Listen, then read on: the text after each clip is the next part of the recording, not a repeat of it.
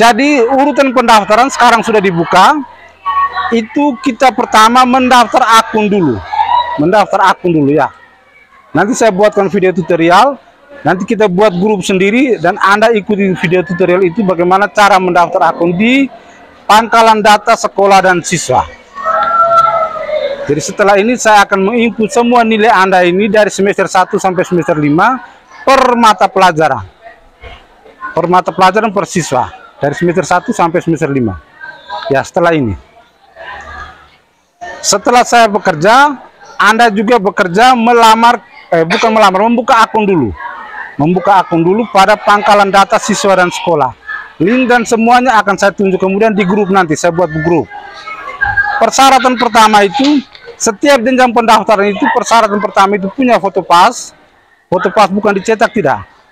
Dan di foto digital. Dan sebentar kita foto itu ya. Foto pas. Lalu yang kedua, siapkan juga fotokopi kartu keluarga. Karena data semua yang diminta itu sesuai dengan data di kartu keluarga. Lalu yang ketiga, punya email. Nah, email nanti minta di saya.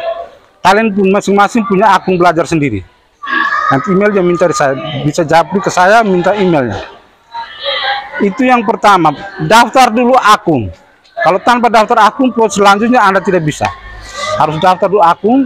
Untuk siswa tutupnya tanggal 15 Februari. Jadi masih lama. Tutupnya tanggal 15 Februari. Jika Anda tidak daftar, maka proses selanjutnya itu Anda tidak bisa ikut. Ya. Jadi sebentar ini kita foto, lalu dengan siap juga dengan fotokopi kartu keluarga. Ketika mereka minta data itu diambil dari kartu keluarga. Sudah. Nah, itu yang pertama, pendaftaran akun di Pangkalan Data Siswa dan Sekolah.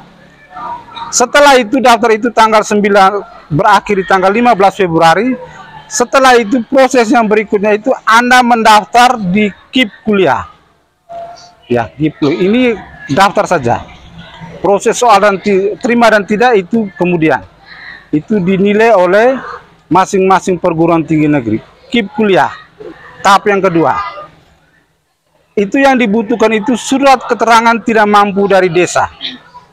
Jadi setelah ini mulai urus sudah surat keterangan tidak mampu dari desa ya. Surat keterangan tidak mampu dari desa. Lalu yang berikut kartu keluarga juga. Jadi fotokopi kartu keluarga itu simpan baik-baik, jangan dibuang. Ketika daftar lalu buang. Itu ya. Simpan baik-baik.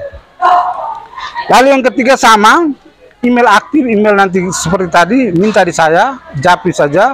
Nanti saya kasih email akun belajar masing-masing ya. Setelah itu, selain SKTM, surat keterangan tidak mampu dari desa, foto rumah. Kalian rumah itu, cari rumah yang sederhana. Rumah yang mewah jangan ya. Cari rumah yang sederhana. Ya, cari rumah yang sederhana. Foto dari depan, tampak kiri kanan rumah, tampak kiri kanan dengan tampak atap. Tampak atap, kelihatan atapnya. Atap dan kiri kanan rumah ya. Lalu yang berikut, jumlah anggota keluarga di dalam itu ada berapa? Di dalam kartu keluarga itu ada berapa jumlah anggota keluarga?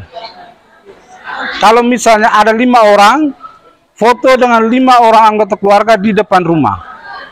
Nanti di grup saya kirim contoh fotonya. SKTM sudah foto rumah dengan keluarga di depan, anggota keluarga depan. Ya. Lalu yang berikut foto ruang tamu. Foto ruang tamu itu tampak lantai dan juga tampak loteng. Ya, tampak loteng itu di ruang tamunya itu. Nah itu ya, ada 3 itu yang saya minta. SKTM, surat keterangan tidak mampu, foto rumah tampak depan dengan foto ruang tamu. Ya, sedangkan foto pas, sebentar kita foto, emailnya nanti saya kirim. Itu yang kedua, daftar KIP kuliah. Jadi pertama daftar akun dulu di PDSS, Pangkalan Data Siswa dan Sekolah. Lalu yang kedua daftar KIP kuliah. Lalu yang ketiga itu lamar ke perguruan tinggi. Itu yang tahap terakhir. Lamar ke perguruan tinggi negeri. Itu tahap ketiga. Lamar perguruan tinggi negeri ini bisa daftar di 2 jurusan. Di 2 jurusan, dua universitas berbeda. Kalau Anda memilih dua universitas berbeda, satu universitas dengan satu jurusan dalam provinsi, dan yang kedua satu universitas dengan satu jurusan di luar provinsi, itu bisa. Kalau seandainya Anda memilih dua jurusan tetapi satu provinsi, satu universitas, maka harus dalam provinsi. Misalnya Anda lamar di Undana, dua jurusan Anda lamar itu di Undana, itu bisa. Tetapi kalau dua jurusan lamar di Udayana Bali, tidak bisa. Nah, bisa satu di Udayana, satu di Undana, itu bisa. Kalau dua-duanya Undana bisa. Kita punya di Provinsi NTT ada dua universitas negeri, di Undana Kupang dengan di Unimor Keva, itu dua universitas ini kalian bisa daftar satu kampus dengan dua jurusan. Sedangkan kalau mau dua jurusan di kampus yang berbeda, maka satu kampusnya di luar provinsi, satu kampusnya harus di dalam provinsi. Tidak bisa dua-duanya di luar. Ya.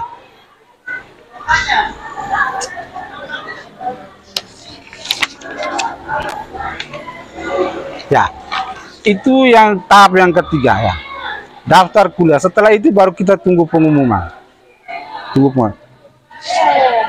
Jadi kalau Anda mau daftar di luar provinsi, tidak usah ragu karena banyak kakak-kakak kamu itu sudah ada di sana. Yang banyak itu yang pertama di Undana Kupang, itu alumni Alvarez yang proses ini itu banyak sekali. Lalu urutan yang kedua yang banyak itu di Unimor, itu juga banyak. Lalu yang ketiga di Udayana Bali, itu juga banyak. Banyak sekali alumni Alvarez yang kuliah di sana.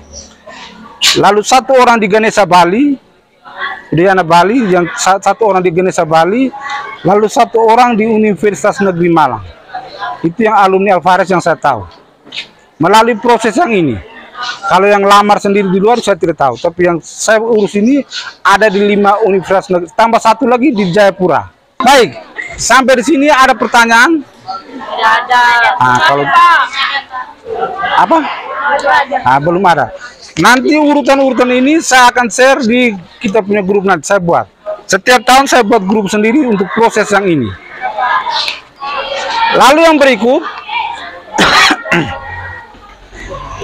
ini jalur proses tahap pertama, seleksi nasional berbasis prestasi, itu dari sekolah.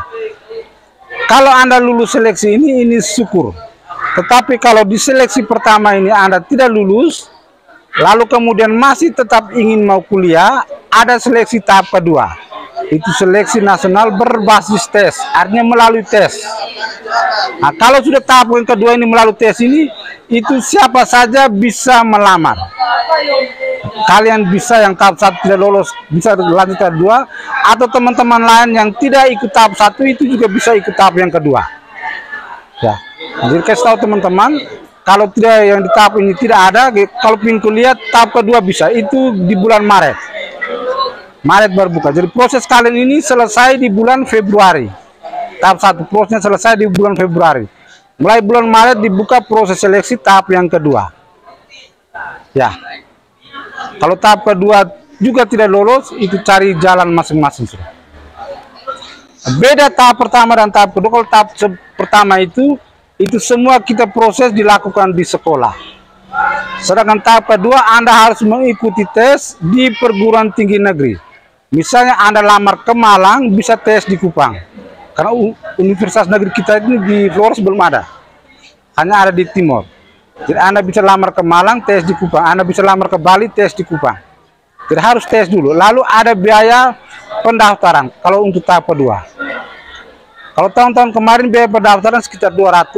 Kalau tahun ini saya belum tahu biaya pendaftaran berapa.